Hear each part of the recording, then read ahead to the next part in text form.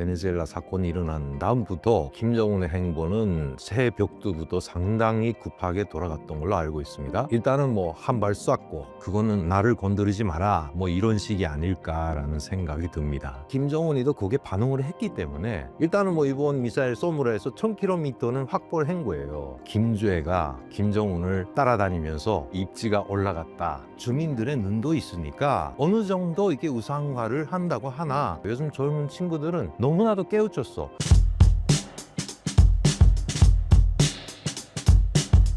시청자 여러분 안녕하십니까. 일단 새해를 축하합니다. 2026년도 새해 복 많이 받으십시오. 일단 저는 2008년에 북한을 탈북을 해서 1월에 탈북을 해서 2008년 4월에 대한민국에 입국을 하고 그동안 한 6년 차가 되는데요.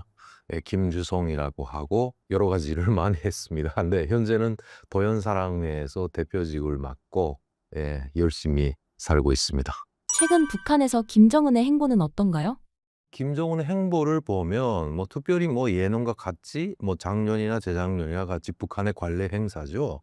설맞이 공연이라고 하는 애들이 나와서 하는 공연을 관람을 했고, 그 다음에 특이한 점은 뭐냐면은 일단 베네수엘라 사건이죠. 네, 그 미국의 트럼프 대통령이 그 조치를 취해서 베네수엘라 사건이 일어난 다음부터 김정은의 행보는 새 벽두부터 상당히 급하게 돌아갔던 걸로 알고 있습니다. 미사일 발사장 일단은 한 발 쐈고, 네, 작년 연말에는 또 우리 대한민국에서 핵 잠수함 문제가 거론이 되니까 북한에서도 그걸 얼른 뒤따라서 또 핵 잠수함 자기네도 가지고 있다 이런 식으로 해서 뭔가 대처를 하는 그런 모습이 보였고, 현재 김정은은 역시 그런 거겠죠. 베네수엘라 사건에 상당히 신경을 많이 쓰고 있지 않을까라는 예측입니다. 네, 그래서 한 발 쏴서 일단 알고 보니까 동해의 1000km 목표를 정해놓고 이 소해의 가까운 발사장에 쐈다고 해요. 네, 그러니까 그거는 나를 건드리지 마라 뭐 이런 식이 아닐까라는 생각이 듭니다. 베네수엘라 침공 이후 김정은이 위협을 느낀 걸까요? 아마 그렇겠죠. 네, 일단은 보면은 미국에서는 이미 전에 그 김정일 시기부터 참수작전이라는 게 있었고 공검매통가 뭔가 이런 게 있었잖아요.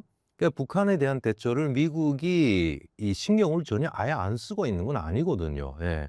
그러나 일단 한반도에서 만약 미국이 개입을 해서 북한 정권에 뭔가 손을 댄다, 이 자체는 역시 중국과 러시아가 인접해 있기 때문에 쉽게 그렇게 영단을 내릴 수 없지 않을까라는 생각입니다. 그러나 일단 미국 입장에서는 이게 동북아 정책상으로 놓고 봐도 일단 북한의 한반도 문제가 아니라 미국 입장에서는 동북아 문제라고 저는 생각을 해요.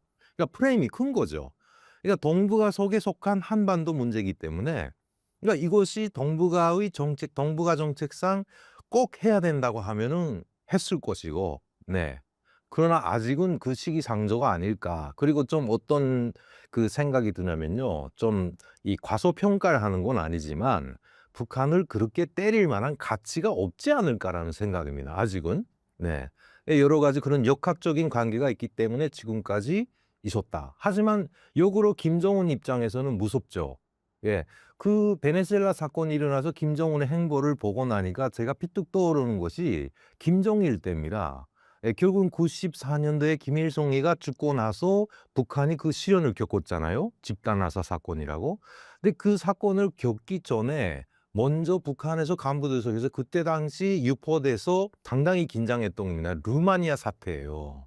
루마니아의 대통령 니콜라이 차우세스쿠라는 것이 결국은 자기가 쥐고 있던 군부한테 정복을 당해가지고 마지막엔 참수까지 당했거든요. 예. 김정일이가 가장 긴장했던 것이 그 부분이었던 것 같아요. 그래서 결국은 그런 거를 대처하기 위해서 김정일이가 획기적으로 그 영단을 내린 것이 선군 정치였던 거죠. 그래서 군대를 내가 꽉 틀어잡으면 그런 위험이 없겠다. 예, 딱 그런 생각이 들기 때문에 역시 독재자라고 함은 항상 겁이 따르겠죠. 라고 생각을 합니다. 베네수엘라가 미국의 군사력 앞에 무너지는 것을 보고 북한이 핵만이 살 길이다라는 인식을 더 굳혔을까요? 그렇죠. 일단 그거는 베네수엘라 사건이 일어나기 전에도 일단은 북한은 동북아의 나라들 중에서는 가장 약하고 열악하고 모든 것이 빈약한 그런 나라잖아요. 예, 그러나 일단 자존심은 있고 예, 그대로 무너지긴 싫고 그렇기 때문에 김일성 때부터 계속 유지해 온 것은 어디까지나 그 막후에 구소련이 있었고 중국이 있었기 때문이잖아요. 예. 그러니까 그 스탠스는 여전히 계속 이어지고 있어요. 예, 그런 입장인데 대한민국하고 지금 현재 대적돼 있지만 모든 면에서 대한민국을 이길 수가 없어요. 그러니까 유일하게 할 수 있는 건 핵인 거죠. 그러나 핵도 독자적으로 뭔가 해결을 하는 것이 아니라 이미 전에 김일성 시대부터 러시아와의 그 구소련과의 유착 관계로 인해서 북한이 지금의 핵무기라든가 핵 개발을 할 수 있지 않았을까라는 겁니다.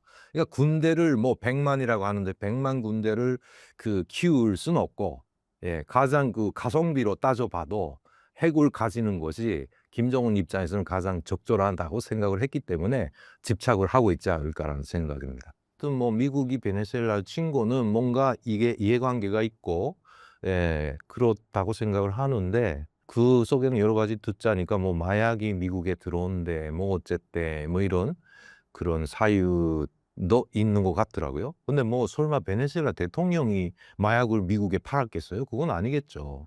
그러니까 뭐 여러 가지로 그걸로 인해서 미국이 뭔가 피해를 보고 있는데 트럼프 입장에서도 그렇죠. 뭔가 업적이 필요했겠죠. 예. 그러니까 그 베네수엘라 같은 건 정말 작은 나라잖아요. 그러니까 어찌 보면 북한에 대한 경고가 될 수도 있지 않을까라는 거죠. 작은 나라인데 "야, 너네 작다고 해서 우리가 안 건드린 건 아니야."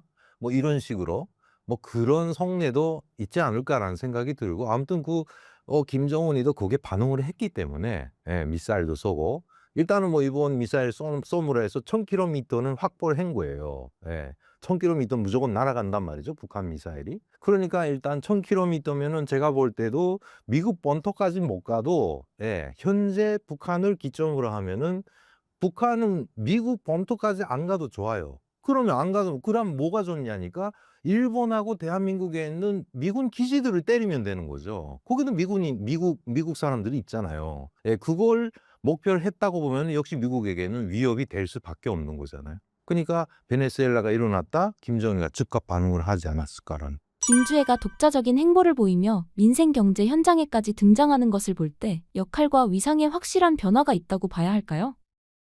저는 뭐 일단 우리 신사임당 채널에 나와서도 시정일관 이야기를 했는데 김주애가 김정은을 따라다니면서 여기저기 나타났다. 그로 인해서 그의 입지가 올라갔다. 뭐 심지어는 어떤 분은 뭐 차기에 현재 조선노동당이라는 것이 기구 개편이 일어나 가지고 지금 일비소재 예전 구소련 때처럼 이렇게 당 조직 체계를 좀 바꾸려나 봐요. 근데 차기의 일비서가 김주애가 될 수 있다. 뭐 이런 이야기까지 나서 저는 정말 터무니가 없어 가지고 일단 저도 뭐 이게 자랑할 건 아니지만 북한에서 33년 살면서 노동당원이었어요. 예. 뭐 9년 동안 개고생하면서 당원이 된 다음에 그러니까 조선노동당이라고는 당 원칙이라든가 당 규약이라든가 모든 체계를 알아요. 미성년자가 당원이 된 적이 단 한 번도 없어요.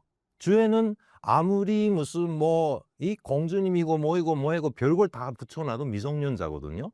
그런 미성년자가 과연 어떻게 당 비서가 될 수 있으며 그리고 현재 김정은을 따라다니고 뭐 여러 경제 분야도 그렇고 뭐 이게 군사시설 때도 따라다니고 하는데 실제 김주애가 거기서 실무적으로 뭘 해결하겠습니까? 다만 저는 시정일관 말씀 고도절미하고 말씀드리지만 아빠를 따라다니는 딸인 것뿐이죠. 예, 저는 그렇게밖에 주장을 할 수가 없고 그 나머지 뭐 일단은 등장했기 때문에 주민들의 눈도 있으니까 어느 정도 이렇게 우상화를 한다고 하나 그것이 절대적으로 후계자로 정해지고 김주애가 앞으로 된다? 김정은이가 아직 아무리 뭐 병이 있다 뭐라고 해도 아직은 40대예요. 지금 아직 후계자설을 논하는 북한이 아니라고 저는 봐요. 역으로 저는 몇 번 말씀드리지만 김정은은 잘난 척을 하기 좋아해. 자기는 일국의 수령이라고 생각을 하고 있어요. 그러니까 아니 미국의 트럼프 대통령도 갈 때 보면은 딸도 같이 있을 때가 있고 와이프도 있잖아요. 그거하고 똑같이 생각을 하는 겁니다. 저는 그렇게 생각을 합니다. 김주애가 김정은 없이 군 장교에게 격려를 받은 것은 후계 자리가 더 가까워졌다고 볼 수 있는 걸까요? 그러니까 이게 미래형으로 보지 말고 현재형으로 볼 때도 같죠. 일단은 김주애는 김정은의 딸입니다. 그러니까 딸이라고 해서 "오, 너 왔구나." 이거는 못하죠. 예. 그러니까 뭐 레리 포스트라고 하는 뭐 이설주도 같지만 우리 대한민국에서 그럼 대통령 영부인한테 왔어? 이건 못 하잖아요. 아무리 그 청와대 간부라고 해도. 예. 아마 그 이재명 대통령의 자식이 나타났다고 해도 아마 그렇게 왔어? 귀엽다. 이거는 아마 좀 또 삼가해야 되지 않을까라는 그런 관점이 아닐까라는 생각입니다.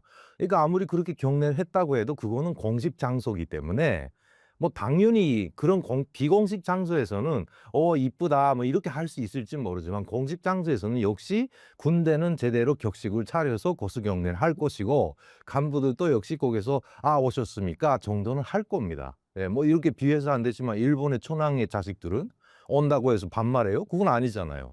예, 저는 그건 예절에 대한 뭐 일종의 뭐 북한이라고 해도 그 예절에 대한 문제가 아닐까라는 생각입니다. 만약 김주애가 성인이 되기 전 김정은에게 신변 이상이 생긴다면 북한의 권력 승계 시스템이 정상적으로 작동할 수 있을까요? 일단은 그거는 여러 가지로 만약에 교회에서 가설로 해서 이렇게 여러 가지 시나리오를 많이 쓰잖아요. 근데 그 시나리오 자체도 각자 북한 전문가분들이 의견이 다 달라요. 근데 저는 어떻게 생각을 하냐면 만약에 급변 사태가 일어났다. 김정은이가 죽었다 할 때 그 대리를 김주애는 절대 못 합니다. 아까도 말했지만 미성년자이기 때문에 이게 무슨 이조 시기가 아니에요. 예, 이조 왕조가 아니거든요. 그러면 만약 이조식이라고 하면은 뭐 우리 보면은 뭐 대원군이라든가 뭔가 그 후견인이 누군가가 있을 거 아니에요. 예, 그러나 지금이 21세기예요. 그런 일은 절대 없고 현재 직함을 가지고 공식적인 활동을 하고 있는 역시 김여정이에요. 예, 이솔주도 아닙니다. 영부인이에요. 그거는 다 가정 부인이에요. 그러니까 김여정이가 어떤 대책을 취할 수는 있겠다. 그렇지만 북한 체제 자체가 그렇다고 해서 김여정한테 정권이 넘어가냐? 저는 아니라고 봐요. 재산 말씀드리지만 아직 북한에는 김씨의 로얄 패밀리 말고도 빨치산이라고 하는 또 하나 특정화된 계층이 있어요. 최영해. 예를 들면 현재 있는 최고인민회 상임위원회 위원장인 최영해를 필두로 하는 이들은 왜 제가 볼 때 영향력이 있다고 하냐면 이 북한의 역사를 따지고 보면은 이 항일 빨치산이라고 하는 투사들은 결국은 러시아파하고 중국파가 있어요. 이 두 가지가 현재는 뭐 중국파가 현재까지도 아직 뭐 북한에 잠재해 있다고 본다고 하면 당연히 김정은이가 죽고 이제는 더 이상 이 세습이 안 된다고 하면 중국도 가만 안 있지 않을까라는 생각이에요.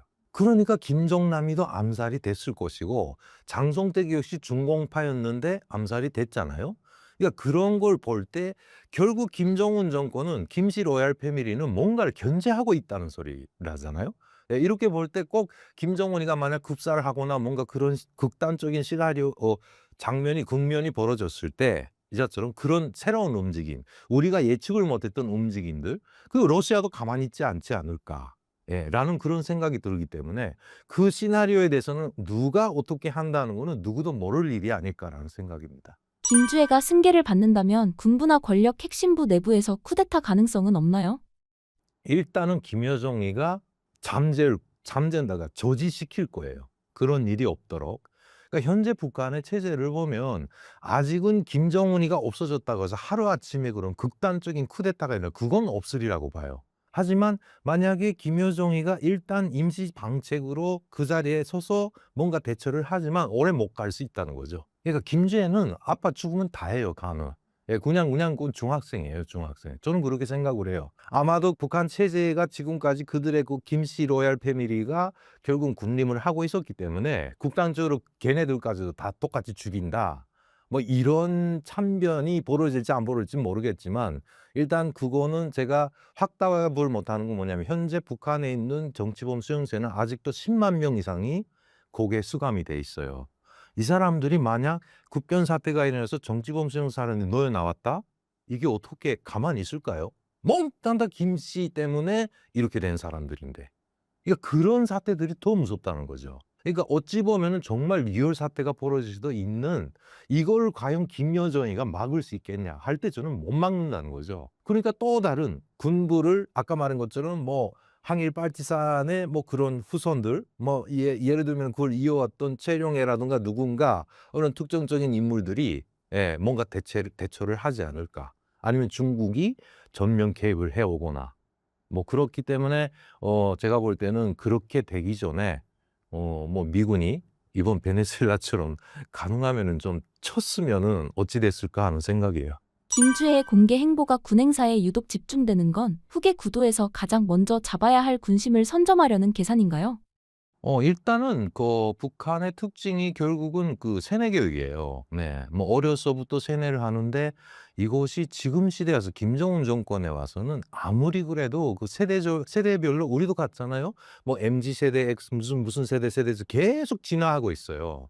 예. 못 당하거든요, 기존 세대들이. 그러니까 북한도 역시 같아요. 요즘 젊은 친구들은 너무나도 깨우쳤어. 우리 세대만 해도 몽땅 못 보게 하고 못 듣게 하고 했기 때문에 그냥 그 목석처럼 갔지만 지금은 아니잖아요. 모든 걸 다 알고 있어요, 아무리 폐쇄해도. 예, 그러니까 이런 세대들을 잠재운다고 하기보다는 뭔가 감화를 시켜야 돼요. 예, 그렇기 때문에 김주애가 나타나 있는 것도 일종의 주민들, 특히나 이 신세대들을 뭔가 이거 좌우지할 수 있는 이런 그 촉매적인 역할을 위해서 김주애를 내세우고 있을 수도 있지 않을까라는 예측이에요. 파병 군인들의 생사가 불투명한 상황에서 김주혜의 화려한 등장이 군인 가족들의 민심을 폭발시킨 결정적 요인은 무엇입니까?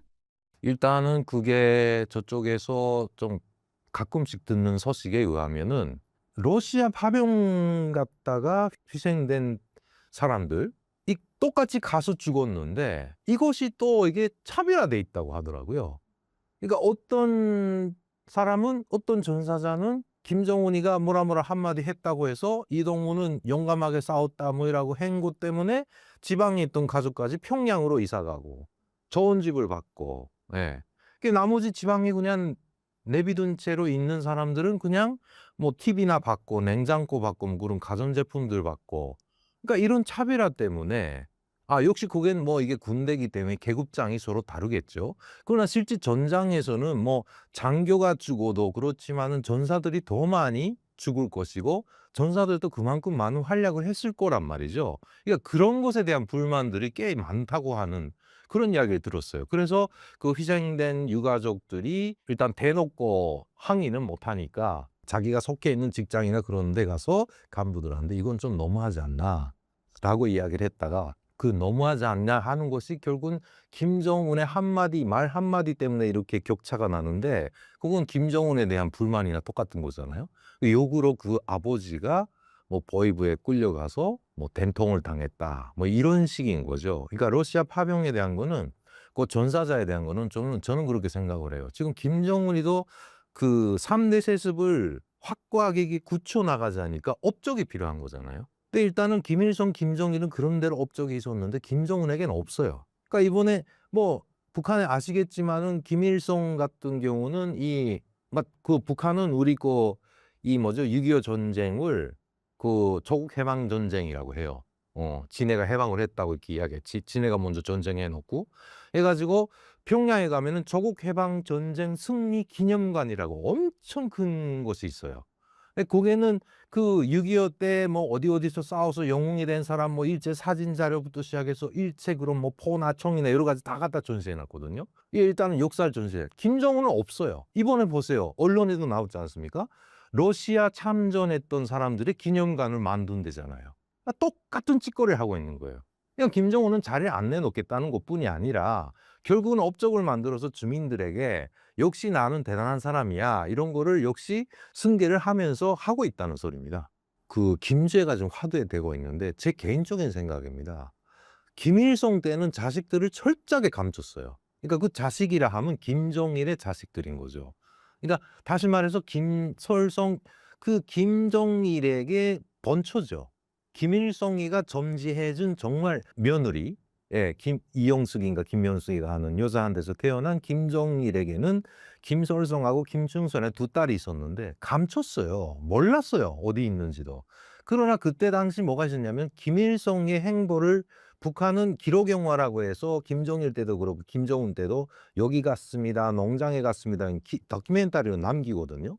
근데 그때 무슨 일이 있었냐면 80 년대인데 김일성이가 어느 농장인가 어딘가 갔을 때 피뚝 화면에 아가씨 하나가 비춰진 거죠. 한 19살 정도 됐을까 마나한. 근데 이것이 결국 그 기록 영화가 문제가 된 거예요. 북한 주민들도 계속 그걸 보고 있으니까 결국은 김일성이 근처에 있는 사람은 평민이 아니란 말이죠.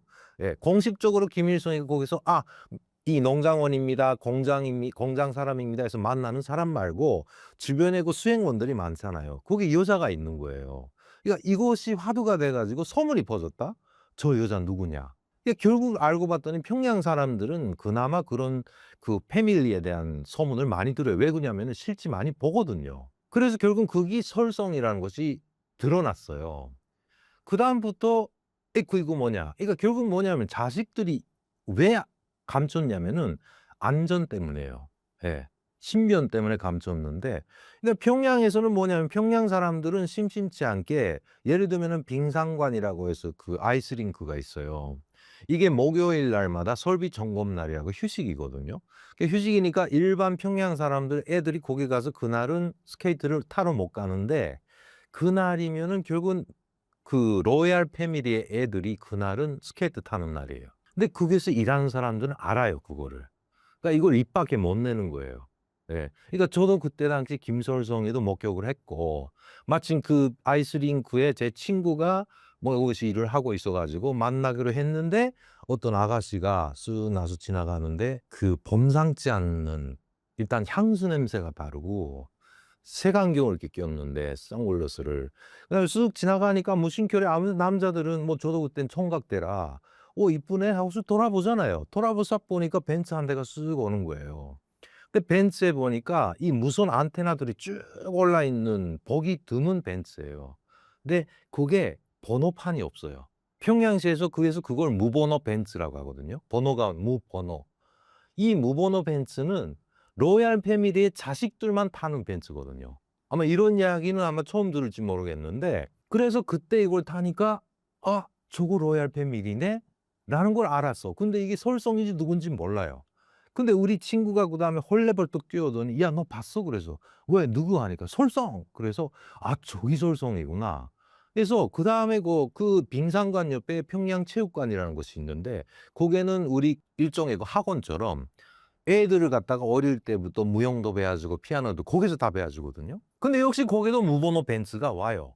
그러면 어린 놈이 한 열 몇 살짜리가 벤츠에서 내려. 예, 그러면 선생님이 밖에까지 나와서 90 도로 인사하면서 데리고 들어가요. 그럼 누구겠어요? 로얄 패밀리란 말이죠. 그게 후에 소문이 나요. 피아노를 배우고 있는데 그게 누구냐 하니까 김경리의 뭐 아들인지 딸이다. 예, 뭐 이런 식으로. 그러니까 이렇게 감춰졌던 것이 지금 김정은이는 대놓고 계속 공개해요. 그러니까 좀 차별화하기 위한 그런 모습도 있겠고, 그다음엔 또 일종의 아까 말한 것처럼 민심을 틀어잡기, 사로잡기 위한 '나는 일국의 수령이지만 가정의 아빠이기도 해. 난 인자한 사람이야.' 이걸 연출하기 위함이 아닐까라는 생각이에요. 그렇다고 해서 거기에 뭐 일각에서는 뭐 김여정 애들은 왜 안 나오냐? 안 나오죠, 절대로. 일단 내놓았기 때문에 김주애한테 이목을 쏠리게끔 해야지. 그 애비의 그 딸이라는 그런 뭔가 그런 관점으로 놓고 볼 때 김주애도 대단한 인물로 이렇게 그려 나가야 한다는 거죠, 한마디로.